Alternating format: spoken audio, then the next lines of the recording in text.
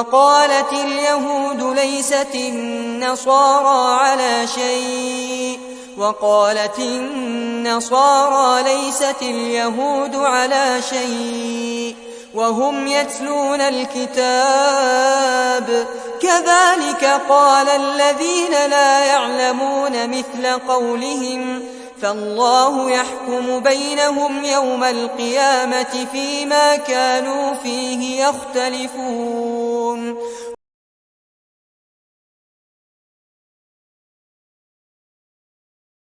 اور یہود نے کہا نصارہ پر کوئی چیز نہیں ہے، اور نصارہ نے کہا یہود پر کوئی چیز نہیں ہے، حالانکہ وہ کتاب یعنی تورات اور انجیل پڑھتے ہیں۔ اسی طرح وہ لوگ بھی جو علم نہیں رکھتے ان کی طرح ہی کہتے ہیں، اللہ ان کے درمیان قیامت کے دن اس بات کا فیصلہ کرے گا جس میں وہ اختلاف کرتے ہیں۔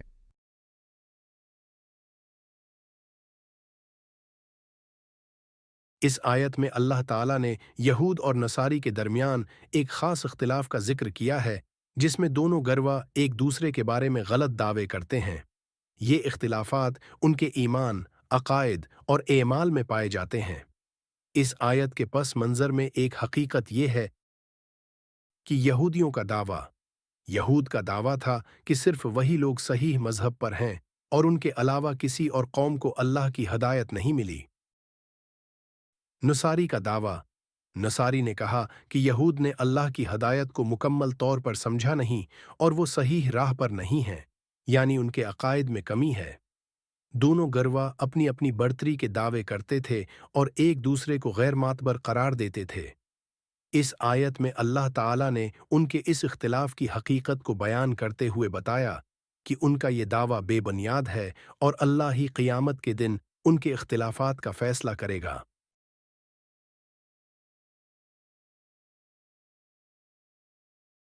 میں اللہ نے یہود اور نصارہ کے مابین اختلافات اور متنازعہ باتوں کا ذکر کیا۔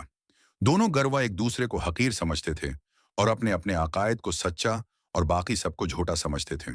یہودیوں کا دعویٰ، یہود نے اپنی کتاب تورات پر عمل کرتے ہوئے نصاری کو غلط اور گمراہ قرار دیا۔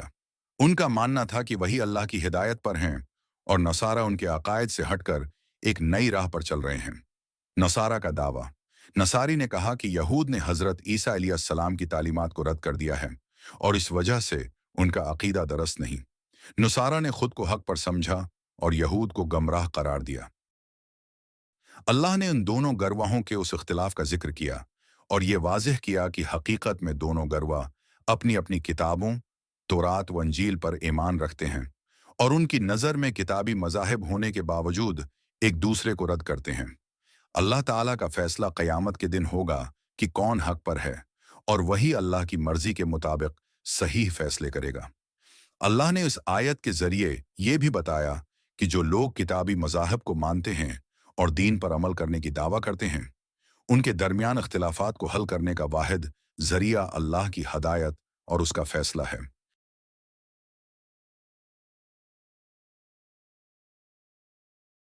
اختلافات ان کا حقیقت پسندانہ جائزہ۔ آیت سے یہ حکمت حاصل ہوتی ہے کہ انسانوں کے درمیان اختلافات ہوں گے، خاص طور پر جب وہ دین اور مذہب کے بارے میں مختلف نقطہ نظر رکھتے ہوں۔ اس کا حل صرف اللہ کی ہدایت اور فیصلے پر ہے، اور وہ قیامت کے دن ان اختلافات کا فیصلہ کرے گا۔ اللہ کی قدرت اور عدل۔ اللہ تعالیٰ نے اس آیت میں اپنا فیصلہ قیامت کے دن پر موکول کر کے یہ ظاہر کیا کہ اس کی قدرت بے مثال ہے۔ اللہ ہر انسان کے عمل کو جانتا ہے اور وہ اس بات کا فیصلہ کرنے کے لیے قادر ہے کہ کون حق پر ہے اور کون نہیں۔ اس میں اللہ کا عدل اور حکمت ظاہر ہوتی ہے۔ علم کے فقدان کی حقیقت۔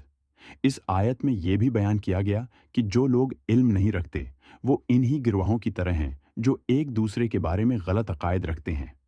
اس سے یہ حکمت نکلتی ہے کہ علم کا حصول ضروری ہے تاکہ انسان اپنے عقائد اور عمل کو صحیح طریقے سے سمجھ سکے اور دوسروں کی بے بنیاد باتوں کا رد کر سکے۔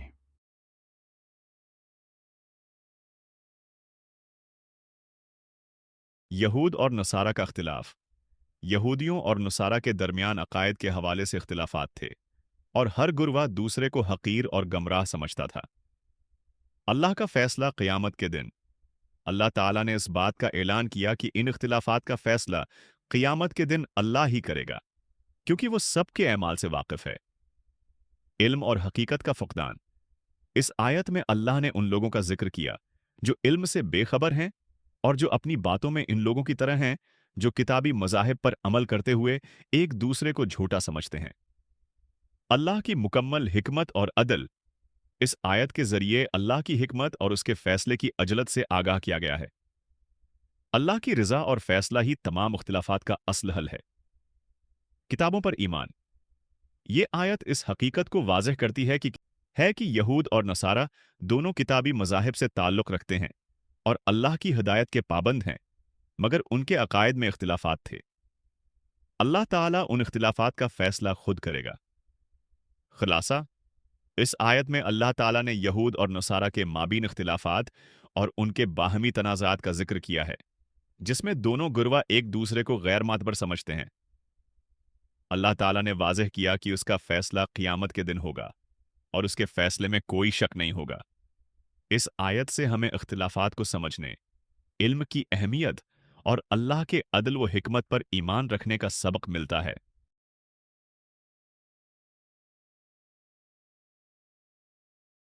ایک بڑی کمپنی میں مختلف ٹیمیں ہیں، جیسے مارکیٹنگ، مالیات اور آپریشنز۔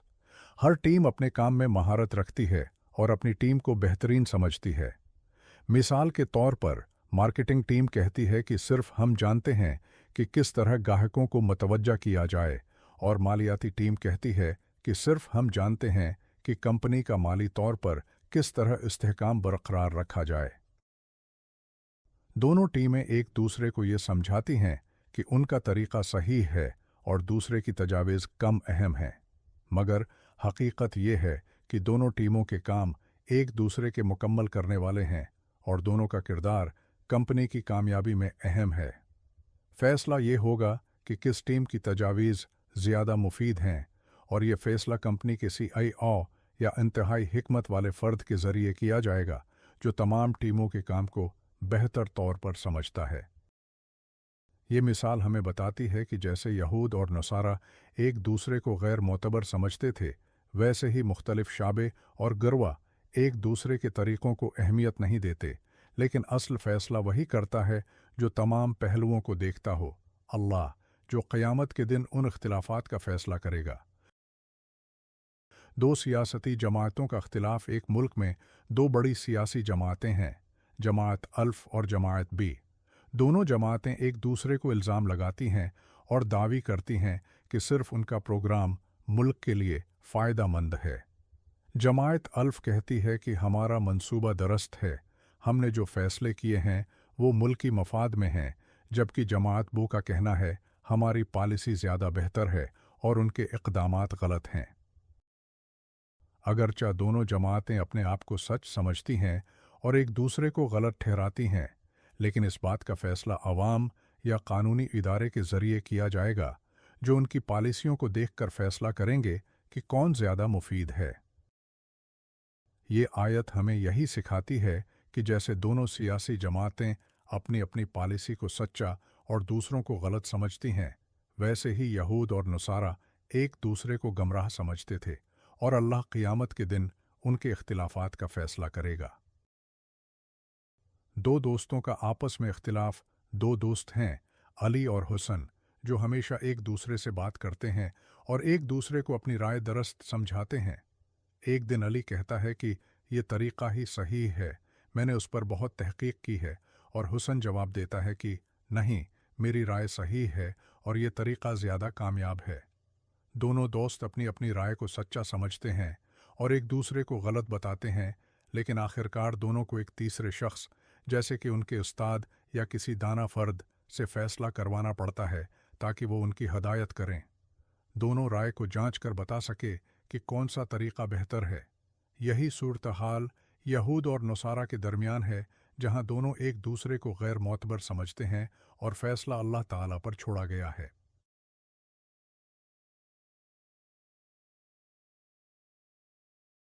اس آیت کا آج کی زندگی سے تعلق بہت گہرا ہے، کیونکہ اس آیت میں دین، عقائد اور گروہی اختلافات کے بارے میں بات کی گئی ہے۔ मौजूदा दौर में मुख्तलिफ मजहबी फ़र्क़े और गरवा एक दूसरे के अकायद को बातिल समझते हैं, जैसे यहूद और नसारा एक दूसरे को गमराह समझते थे। मजहबी इख्तिलाफात। आज भी दुनिया में मुख्तलिफ मज़ाहिब और फ़र्क़े आपस में इख्तिलाफात रखते हैं और एक दूसरे को कमतर या गैर मोतबर समझते हैं।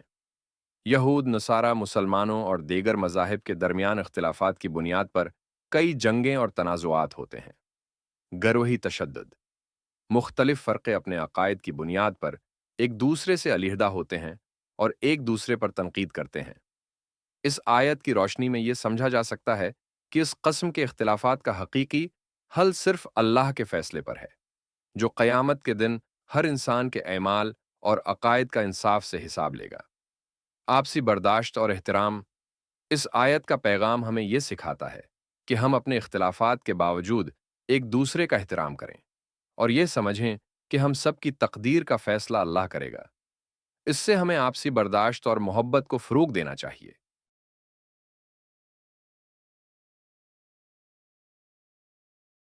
इख्तिलाफात का हकीकत पसंदाना जायज़ा। इस आयत से ये सबक मिलता है कि इंसानों के दरमियान इख्तिलाफात और तनकीदें हमेशा रहेंगी, ख़ास तौर पर मजहब या अक़ीदा के मामले में। ताहिम असल फ़ैसला सिर्फ अल्लाह के हाथ में है। हमें अपनी नज़र में सहीह अक़ीदा रखने का हक़ है, मगर दूसरों को गैर मोतबर या गमराह करार देने का कोई हक़ नहीं। इल्म और हकीकत का तलब। इस आयत में अल्लाह ने यह भी वाज़ेह किया कि जो लोग इल्म से बेखबर हैं वो अपने अकायद में गलती करते हैं। हमें चाहिए कि हम इल्म हासिल करें ताकि हम हकीकत को समझें और दूसरों के अकायद का एहतराम करें। अल्लाह का अदल और फ़ैसले की हिकमत। अल्लाह ताला का फ़ैसला हमेशा सही होता है और इसमें कोई गलती नहीं होती। इस आयत से हमें ये भी सीखना चाहिए कि हमें अल्लाह की हिकमत पर ईमान रखना चाहिए, जो हमारे तमाम इख्तिलाफात का सही फ़ैसला करेगा। गैबत और तनकीद से बचना। इस आयत के ज़रिए हमें ये सबक मिलता है कि हमें दूसरों की बुराइयां बयान करने से बचना चाहिए और एक दूसरे की गलतियों की पर्दापोशी करनी चाहिए, क्योंकि फ़ैसला अल्लाह करेगा।